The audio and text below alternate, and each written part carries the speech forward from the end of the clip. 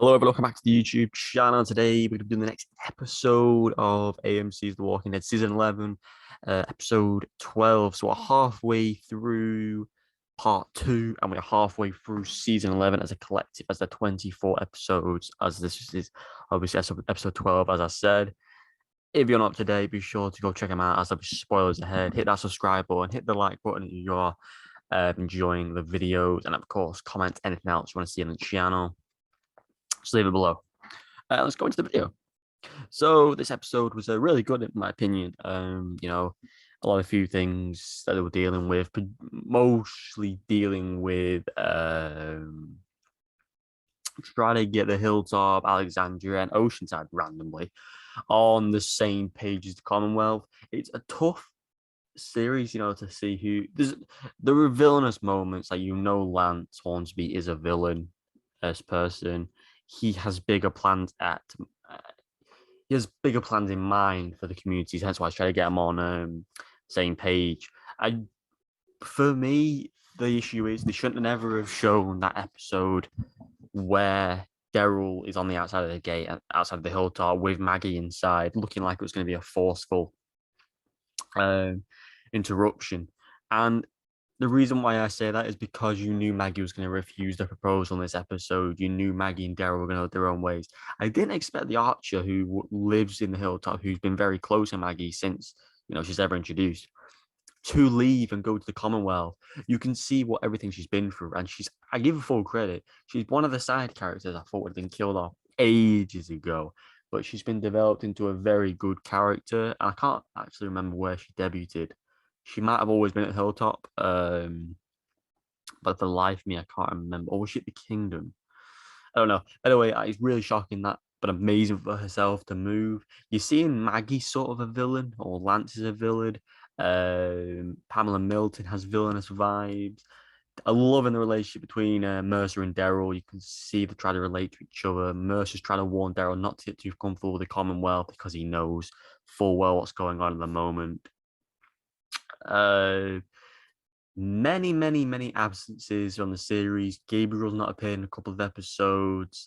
He is back next week, but he's been absent randomly. Aaron obviously was one of the main characters this week. I love his character. It's what I find out, because you see the difference between Lance and Pamela. Pamela literally wants all the communities on her side. If they're not willing to commit to them, then all three are out. Aaron is obviously annoyed by this, confronts Lance at the end of the episode, asks Lance, and Lance basically lies to Aaron. We all know that Lance has just been lying to everyone. He's part of this weird cult with Stephanie, but not Stephanie, and a few of the characters at Commonwealth. He's supplying goods to this outer community who supply the poppies for the hospital. He's lied to Aaron now about the fact that Pamela Milton said she would help them. It's going to be intriguing to see what happens in the next 4 episodes, especially between all these characters. You see in the next episode, you see that Maggie and Lydia and a couple of the others have possibly killed Commonwealth soldiers. Gabriel, as I said, has an involvement. There's a lot going on in the next episode, but that sort of leads you from this episode. You have Eugene dealing with Meg, who is the person who he spoke to on the radio who pretended to be Stephanie, but now again it's not Stephanie. Her name is actually Meg. They're bonding very well. The relationship between Eugene and Rosita is really cool. I don't understand why Rosita didn't go on the mission to the communities, because she is a militia, but she's looking after her baby. So there's a bit of inconsistencies with characters like Daryl. I believe apparently there was a reason for him not wearing the uniform, but I can't remember what Mercer said. I think it was basically they wanted to try to still separate themselves when dealing with the likes of Maggie, so they didn't feel like they've given in completely. And yeah, there's a huge roster of characters you're having to deal with. Ezekiel, Jerry, and Carol had their little bit of arc in this episode, with Ezekiel finding out obviously he's been bumped to the list. He's getting surgery, then being pissed at Carol, but then Carol explained that worse men have had better things than the likes of Ezekiel, who would be leaving this world, who was a better man than the Negan or Governor, those types of people. So she explained herself, he understood, and now they're all on the same page. So that's really cool to see. I mean, there's no guarantee Ezekiel will make it properly through the surgery or recover from the cancer or even live the series. I think someone has to die soon from the core group for something to stir up. And I believe that 5 month skip that we got to Daryl will be before the end of part two ends, which would make a lot of sense because if it doesn't, then you're thinking, well, if that's during the, I mean, it could be past during the last part. It's just really not clear where we're going. Negan's not appeared now, I think, in 3 episodes. The likes of Connie. I mean, there wasn't a lot of time at the Commonwealth, so Princess, Connie, a sister. I mean, Magma's doing absolutely nothing. I know she's a waitress, but she didn't do much. Judith absent. Again, she's not really got anything she can do. The issue with the Commonwealth is it's sort of taking a lot of characters out of the show because they're that comfortable, which I get. Because you try to build up new characters like Mercer and Lance and Matt Pamela.